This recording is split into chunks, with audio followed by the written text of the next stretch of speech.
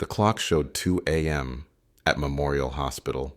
Detective Matilda Chen sat alone in her small office, looking at papers spread all over her desk. The only sounds were the quiet footsteps of nurses and the soft beeping of machines down the hall. Matilda felt tired, but she couldn't stop reading. Something strange was happening at Dr. Morrison's private clinic, and she needed to figure it out. Matilda picked up each paper one by one. In the last 3 years, 15 people had died at the clinic. All of them were patients of Dr. James Morrison. At first glance, the deaths seemed normal. Old people get sick and die. That's what everyone said. But Matilda felt in her gut that something was wrong. She looked at the pictures of the people who died. There was Mrs. Rodriguez, a grandmother who was 68 years old. The doctors said she died from heart problems. Then there was Mr. Thompson, who was 72. His kidneys had failed. And Ms. Williams, who was only 59, supposedly died from cancer. Matilda remembered talking to their families. They all said the same thing. But they were getting better. The doctor said they could go home soon. They weren't supposed to die yet. Something else bothered Matilda. She noticed that all these deaths happened at night when Dr. Morrison was working. During these times, there weren't many other doctors or nurses around. It was a young nurse named Emily Parker who first noticed something wasn't right. Emily had been collecting information about patients for her school project when she saw that too many people were dying during Dr. Morrison's shifts. Matilda rubbed her tired eyes and picked up another folder. Dr. Morrison seemed perfect on paper. He had been a doctor for 20 years. Other doctors said he was excellent at his job. His patients' families usually loved him. But Matilda had found something interesting. Before opening his clinic here, Dr. Morrison had worked at 3 other hospitals in different cities. Each time, he left his job suddenly. He always said it was for personal reasons. Matilda pulled out her small notebook where she wrote important things. She had written down the dates when Dr. Morrison left each hospital. What she found was scary. At each hospital, more old people than usual had died right before he left. Nobody had noticed this pattern before. Suddenly, Matilda heard footsteps in the quiet hallway. She quickly gathered all her papers together. Through the glass walls of her office, she saw Dr. Morrison walking by.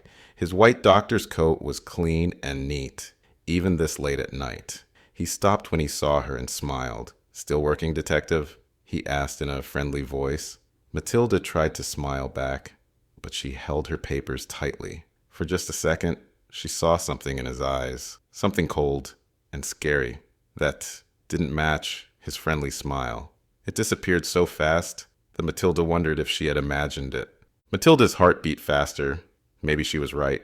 Maybe Dr. Morrison wasn't the caring doctor everyone thought he was. But she needed proof, and she needed to find it before anyone else died. That night, Matilda couldn't sleep. She tossed and turned in her bed, thinking about those deaths.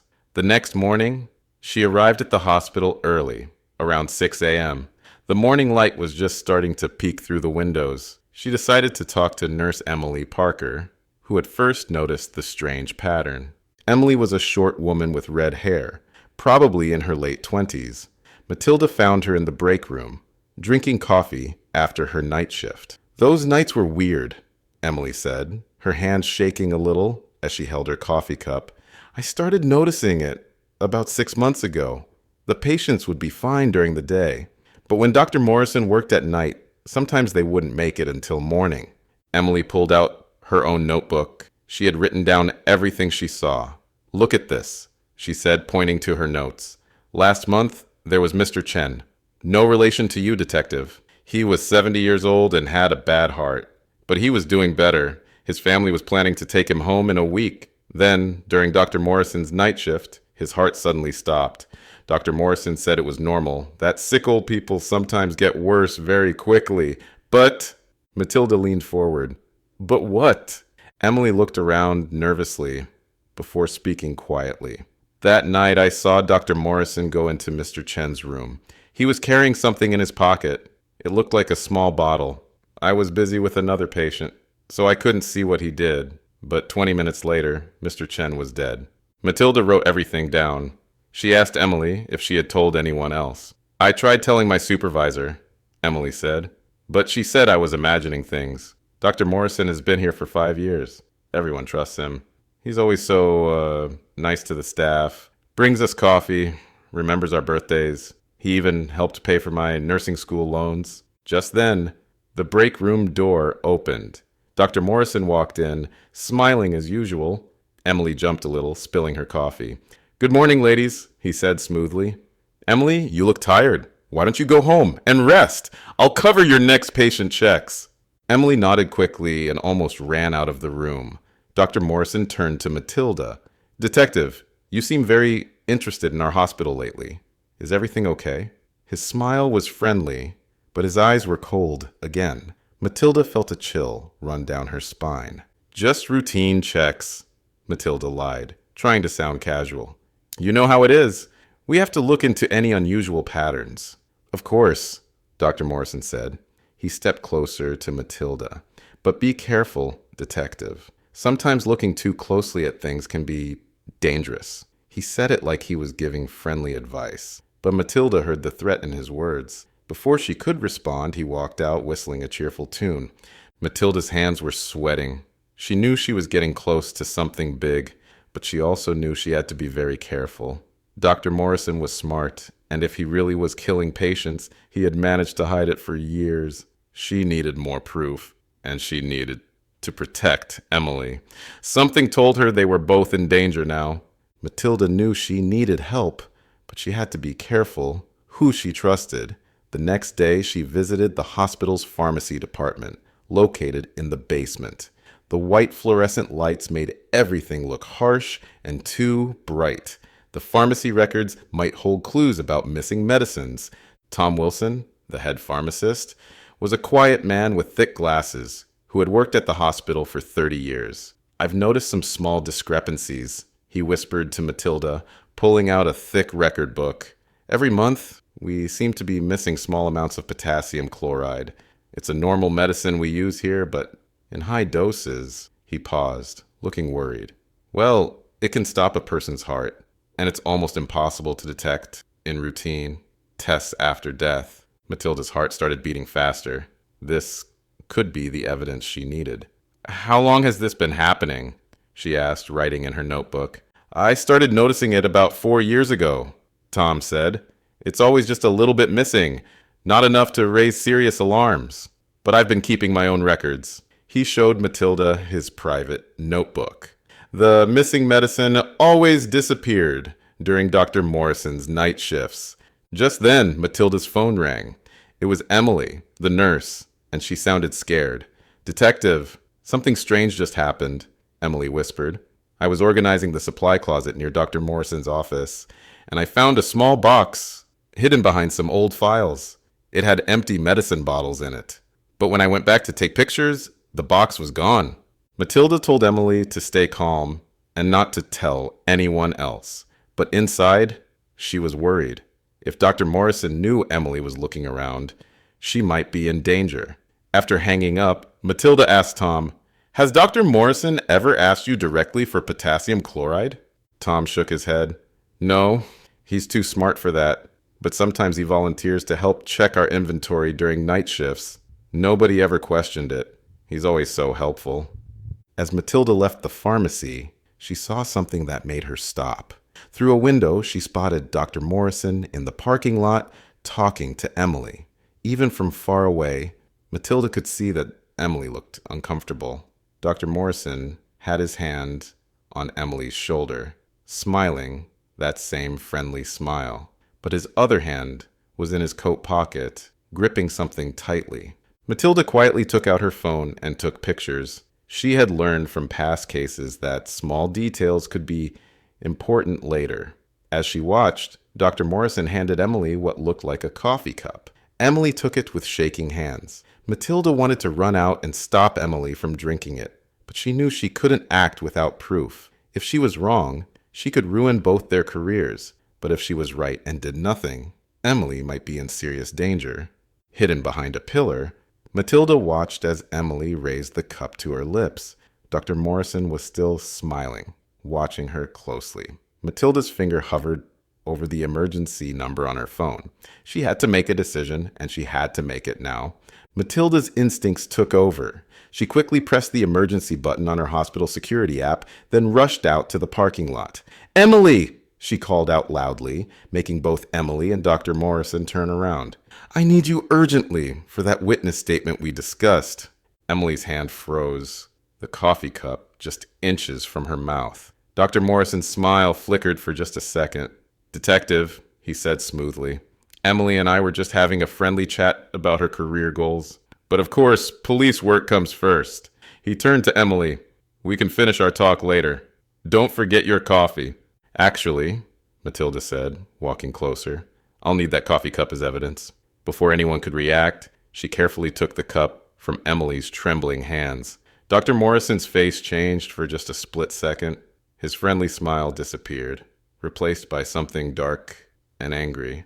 But it was gone so fast that Emily might have missed it if she'd blinked. Later that day, in the police lab, Matilda watched as the technician tested the coffee. Her hands were shaking as she read the results. The coffee contained a dangerous amount of sleeping pills, not enough to kill, but enough to make someone very confused and weak. Matilda remembered the empty medicine bottles Emily had found. Was Dr. Morrison planning to make it look like Emily had made a mistake with patient care while drowsy? That evening, Matilda called Emily to her office. "You can't go back to work for a while," she said gently. "It's not safe." Emily started crying, finally letting out all her fear. "He knows I found something, doesn't he?" she whispered. Just then, Matilda's computer made a sound. A new email had arrived from an anonymous address. Inside was a video file. Matilda clicked play, and both women gasped. The shaky video showed Dr. Morrison in a patient's room, late at night. He was holding a small bottle, carefully adding something to an IV bag. The video was dark and grainy, but they could clearly see the patient was Mr. Chen, the man who had died last month. "Where did this come from?" Emily asked, her voice shaking. Before Matilda could answer, her office phone rang. It was Tom, from the pharmacy. "Detective," he said, sounding scared, "someone broke into the pharmacy records room. All my private notebooks about the missing medicine are gone. And," he paused, his voice dropping to a whisper, "I found this note on my desk. Curiosity killed the cat." Matilda looked out her office window into the dark hospital parking lot. In the distance, she saw Dr. Morrison getting into his car. Even from far away, she could see he was smiling, that same friendly smile. As he drove past her window, he waved at her, like they were old friends. Matilda felt cold all over. She knew what she had to do next would be dangerous, but she couldn't let him hurt anyone else. She turned to Emily. "We need to set a trap," she said quietly. "But I won't lie to you. It will be risky." Emily straightened up in her chair, wiping away her tears. "I'll do it," she said firmly. "We have to stop him." Matilda spent all night planning the trap. The next morning, she met Emily in a small coffee shop far from the hospital. "Here's what we'll do," Matilda explained, keeping her voice low. "You'll go back to work today. Act normal, like you're scared of him. Let him think he's winning." Emily nodded, but her hands were shaking as she held her real coffee cup. "What if he tries something again?" Matilda pulled out a small device that looked like a normal nurse's badge. "This is a hidden camera and microphone. We'll hear and see everything. Plus, I've placed plainclothes officers all over the hospital. You won't be alone for a second." That evening, Emily returned to her night shift. Dr. Morrison was there, acting like nothing had happened. "Emily, dear," he called out cheerfully, "I'm so glad you're feeling better. I was worried about you." His words were kind, but his eyes followed her everywhere she went. Around midnight, everything changed. A new patient arrived, Mr. Barnes, age 75, with heart problems. As Emily checked his vital signs, she pretended to notice something strange in his medical charts. She made sure Dr. Morrison saw her looking confused and worried. Just as Matilda had predicted, Dr. Morrison approached Emily. "Is everything all right?" he asked, his voice full of fake concern. I'm not sure," Emily stammered, playing her part perfectly. "These numbers don't look right. I think I should call another doctor to check." Dr. Morrison put his hand on her shoulder. "No need to bother anyone else. Why don't you take your break? I'll handle Mr. Barnes. Through the hidden camera, Matilda and her team watched from their surveillance room as Emily left. Dr. Morrison waited a few minutes, then walked to the medicine storage room. The camera caught him taking something from a hidden panel, behind some boxes. A small bottle that wasn't part of the hospital's regular supplies. Matilda held her breath as she watched Dr. Morrison walk towards Mr. Barnes's room. He looked around carefully, making sure nobody was watching. But just as he was about to enter the room, a nurse called out to him about another patient. Matilda cursed under her breath. They needed to catch him in the act. "Wait!" Emily's voice came through the radio. "Look at his coat pocket." The camera zoomed in. Something was leaking, making a small, dark stain. Dr. Morrison hadn't noticed it yet. Suddenly, everything started happening very fast. Dr. Morrison felt the wet spot and his face changed completely. The friendly smile disappeared. He started walking quickly towards the back exit, his shoes leaving small wet marks on the floor. "He's running!" Matilda shouted into her radio. "All units move in now!"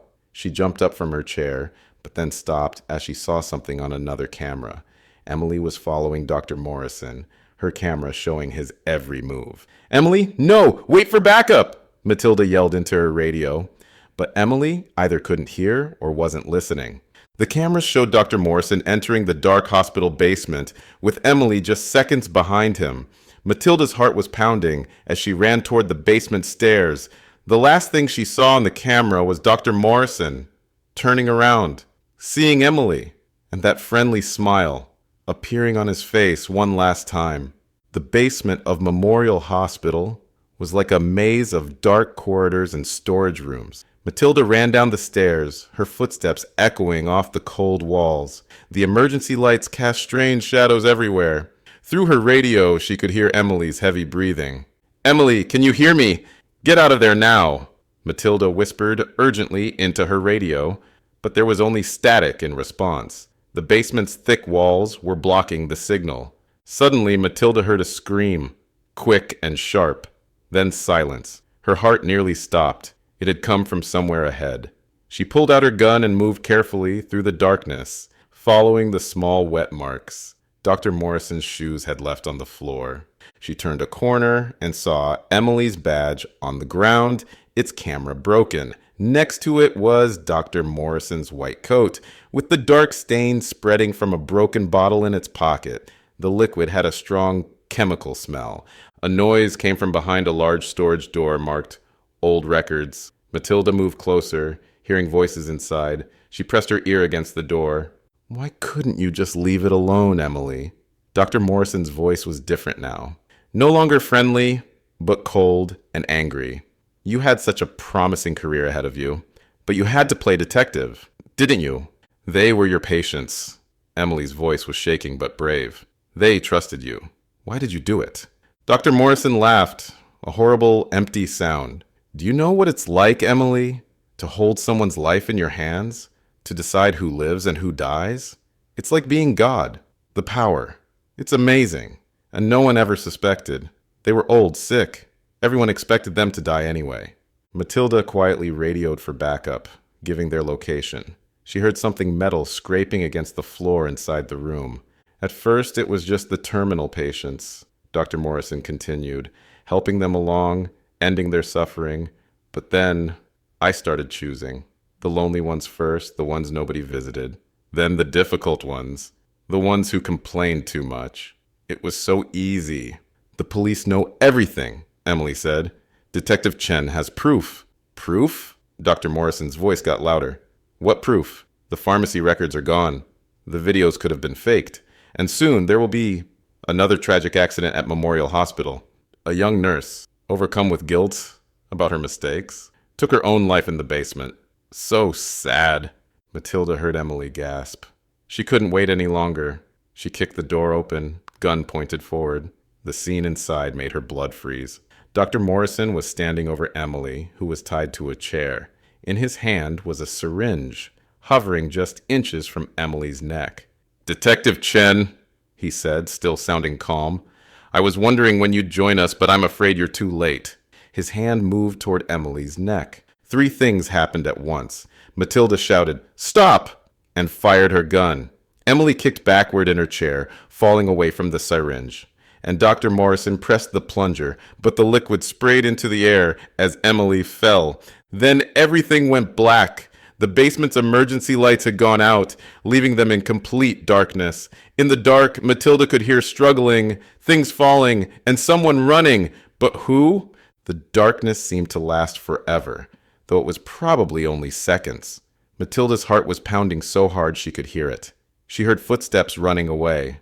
Then Emily's voice crying out, "He's heading for the elevator." The emergency lights flickered back on, casting a weak yellow glow. Matilda saw Emily on the floor, still tied to the fallen chair but alive. "Go!" Emily shouted. "I'm okay! Don't let him escape!" Matilda ran out of the room, following the sound of running footsteps. Her radio crackled to life. Backup was finally arriving, spreading through the hospital. But Dr. Morrison knew this building better than anyone. He'd had years to learn every exit, every hidden corner. She followed him up the emergency stairs, climbing faster than she'd ever climbed before. Through her radio, she heard officers reporting in. "Not on ground floor. Second floor clear. Nothing on third." Where was he going? Then Matilda remembered something from the case files. The hospital's old helicopter pad was on the roof. It hadn't been used in years, but it was still there. "All units!" She gasped into her radio while running. "He's heading for the roof!" She burst through the roof access door into the cold night air. Rain was starting to fall, making the roof slippery. Dr. Morrison was standing near the edge, still holding the syringe. His perfect hair was messy now, his friendly smile replaced by something wild and desperate. "It's over, Dr. Morrison," Matilda called out, pointing her gun at him. "We have the whole building surrounded." He laughed that horrible laugh again. "Over? Do you really think anyone will believe you? I've saved thousands of lives. I'm respected, trusted. Who will believe I killed a few old people who were dying anyway?" "We found your trophy box," Matilda said, moving closer, carefully. "The one you kept hidden in your office wall. All those empty medicine bottles labeled with dates and names. You kept them to remember each victim, didn't you?" For the first time, Dr. Morrison's confident face cracked. "How?" Emily wasn't the only one who noticed things. Matilda continued. "Tom from pharmacy kept records. Other nurses had suspicions too. They were just too scared to speak up. But not anymore." Lightning flashed across the sky, followed by loud thunder. The rain was falling harder now. Dr. Morrison looked around wildly, like a trapped animal. He was close to the edge of the roof. "You don't understand," he said, his voice shaking. "I was helping them, deciding who deserved to live, who needed to die. I was making the hard choices no one else would make." "No," Matilda said firmly. "You were playing God because you enjoyed the power. But now it's finished." Dr. Morrison looked at the syringe in his hand, then at the long drop behind him. His famous smile appeared one last time, but now it looked broken, twisted. "Maybe you're right, Detective. Maybe it is finished." He raised the syringe toward his own neck. Matilda ran forward, shouting, "No!" But before she could reach him, Dr. Morrison took one step backward into empty air. Matilda reached the edge just in time to see him fall. Even then, even at the very end, he kept smiling that terrible smile. She heard screams from the street below, then silence. The rain poured down as Matilda stepped back from the edge, her hands shaking. Her radio crackled with voices, but they seemed far away. It was over, but she knew the nightmare wasn't finished yet. There were still so many questions to answer, so many families to tell the truth to. 2 weeks later, Matilda sat in her office, surrounded by stacks of files. Each one told the story of a life cut short by Dr. Morrison. The final count was much higher than anyone had expected. 37 deaths across 4 hospitals over 8 years. The hospital halls felt different now, quieter, as if everyone was still trying to understand how this could have happened. Emily walked in, looking tired but stronger than before. She had been helping Matilda contact the victims' families. "Mrs. Thompson just left," she said, sitting down heavily in a chair. She cried. "When I told her the truth about her husband's death, but she said knowing what really happened was better than wondering. Matilda nodded, picking up another file. How many families have we contacted so far? 23, Emily replied. Some want to sue the hospital. Others just want to know why. But that's something we can't give them. Even after reading his private diary, I still don't understand how he could do this. The diary had been found in Dr. Morrison's house. Page after page showed his slow descent into madness. It started with what he called mercy killings, helping terminal patients die peacefully. But it changed over time. He began to see himself as above others, deciding who deserved to live or die. Tom from pharmacy knocked on the door, carrying more records. Found these hidden behind the old supply cabinet, he said. Look at this. He was keeping track of everything. Times, dates, doses. He was proud of it. Matilda spread the new papers on her desk. Dr. Morrison had written detailed notes about each death. He described how he chose his victims, how he made each death look natural. Most disturbing were his descriptions of how he comforted the families afterward, playing the role of the caring doctor. The press is still calling, Emily said. They want interviews, want to know how he got away with it for so long. Matilda looked out her window at the hospital entrance, where news vans had been parked for days. He got away with it because he was good at his job, she said quietly. He saved lives during the day and took them at night. He made everyone trust him, like him. The perfect cover. Just then, Matilda's phone rang. It was from another hospital in a different state. We've been going through our old records, the voice on the phone said. After hearing about Dr. Morrison, we found something. He did his medical training here 20 years ago. We had several unexpected deaths during that time, too. Matilda felt cold all over. How far back did this go? How many other victims were there? She looked at Emily and Tom, who were waiting for news. We're not finished, she said. This is bigger than we thought. She pulled out a fresh notebook and wrote the date at the top. They had more digging to do, more families to find, more truth to uncover. The story of Dr. Morrison's deadly game wasn't over yet. It was just beginning to be told. In the hospital garden outside, workers were removing the honorary plaque that had carried Dr. Morrison's name.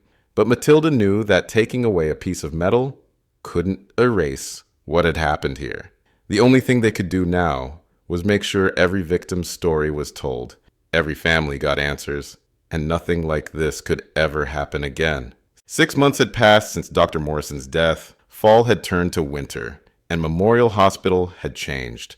New safety measures were everywhere, security cameras in every corner, strict medicine tracking systems, and a special team that reviewed any unexpected deaths. Matilda had helped set up many of these changes, but today was different. Today, they were opening the memorial garden. Matilda stood in the cold morning air, watching families gather near the new garden. Each stone in the pathway had a name, every single one of Dr. Morrison's victims. Emily stood next to her, holding a stack of programs for the ceremony. The youngest victim we found was only 52, Emily said softly. Maria Santos. She was supposed to go home to her daughter's wedding. The investigation had uncovered more deaths than anyone had imagined. The final count reached 62 victims across 5 hospitals and 23 years. Dr. Morrison had started during his medical training, choosing vulnerable patients who had no family nearby. Over the years, he had gotten bolder, keeping detailed records of each death like trophies. Mrs. Chen is here, Emily whispered, pointing to an elderly woman being helped to her seat. She was Mr. Chen's widow, and she had become a powerful voice for the victims' families. After learning the truth about her husband's death, she had helped create a support group for other families. Tom from pharmacy joined them, carrying a large box. Found these in the old records room, he said. More patient files from Dr. Morrison's early days here. Matilda looked at the box, feeling tired. Every time they thought they had found everything, more evidence appeared. More victims, more families needing answers. The ceremony began. One by one, family members stood up to speak about their loved ones. They shared stories about the people behind the names. A grandfather who loved telling jokes. A mother who made the best apple pie. A brother who never missed a birthday. Matilda felt her eyes getting wet as she listened. Suddenly, a young nurse ran up to Matilda, looking worried. "Detective," she said quietly, "we found something in Dr. Morrison's old office. The maintenance crew was removing the last of his things, and there's a hidden panel in the wall." Matilda exchanged looks with Emily and Tom. Even now, 6 months later, Dr. Morrison's secrets were still coming out. "Excuse us," Matilda whispered to the families nearby. The three of them followed the nurse back into the hospital. The old office was almost empty now. The maintenance worker pointed to an open panel near the floor. Inside was a small box and an envelope. Matilda put on gloves and carefully opened the envelope. Inside was a letter, written in Dr. Morrison's neat handwriting. It was dated the day before his death. "To whoever finds this," Matilda read aloud. "If you're reading this, I assume my game is over. But are you sure you found everyone? Did you check St. Mary's Hospital in 1995? Or County General in 1998? Some games never really end." Matilda's hands were shaking as she opened the box. Inside were more photos, more names, more lives, possibly ended by Dr. Morrison. She looked at Emily and Tom, seeing the same determination in their faces that she felt. "He's trying to play with us one last time," Emily said firmly, "trying to make us doubt everything we've done." Matilda nodded, putting the letter and box into an evidence bag. Outside, they could hear the ceremony continuing, families sharing their stories of loss and healing. "We'll check every name," Matilda said. "We'll find every victim. That's not a game, that's a promise." 1 year had passed since the memorial garden opened.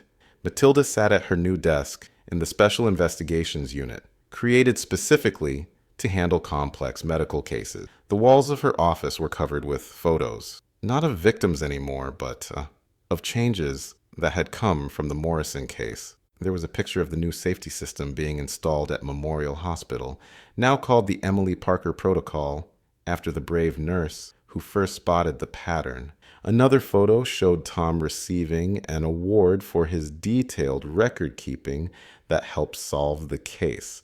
But the largest photo was of the support group, now over 100 members strong, all families of Morrison's victims who had turned their pain into purpose. Matilda picked up the latest report from St. Mary's Hospital, where they had finally finished reviewing all cases from Morrison's time there. 20 more victims had been identified, each death carefully hidden behind paperwork and fake medical complications. The total count now stood at 87 confirmed victims. Emily walked in, carrying 2 cups of coffee. She wasn't a nurse anymore. She now led the hospital's new patient safety department. "Remember that box we found in his office?" she asked, sitting down. "The last victim on that list? We finally confirmed it today. Elizabeth Martinez, age 63. Her family never knew." Matilda opened her drawer and pulled out Dr. Morrison's final letter. Its threatening tone didn't scare her anymore. Instead, it had become a reminder of why their work mattered. Every name he hinted at, they investigated. Every hospital he'd worked at, they checked. "Mrs. Chen called," Emily continued. "The support group is planning something big. They want to start a nationwide program to teach medical staff how to spot warning signs. They're calling it Never Again." Just then, Tom rushed in, looking worried. "You need to see this," he said, turning on Matilda's computer. A news website was showing a breaking story. Another hospital, another doctor, suspicious deaths. The pattern looked familiar. Elderly patients, night shifts, missing medicine. Matilda felt a chill as she read the details. Dr. Morrison might be gone, but his case had taught them something important. Sometimes monsters wear white coats and friendly smiles, but this time they knew what to look for. "Get the team ready," Matilda said, standing up. "We know how these cases can end. This time we'll stop it before it goes too far." As they prepared to leave for the new investigation, Matilda looked once more at the memorial garden through her window. The morning sun was shining on the stones, each one telling a story of a life cut short. But they had also become symbols of change, of lessons learned the hard way. Dr. Morrison's deadly game had ended, but its impact lived on in new safety rules, in watchful eyes, in families supporting each other, and in people like Matilda, Emily, and Tom, who had promised to make sure it never happened again. Matilda picked up her coat and badge. Another case was waiting, another mystery to solve, but this time they were ready. This time they would be watching from the start, because the most important lesson they had learned from Dr. Morrison was simple. Evil can hide behind the kindest smile, but it can't hide forever.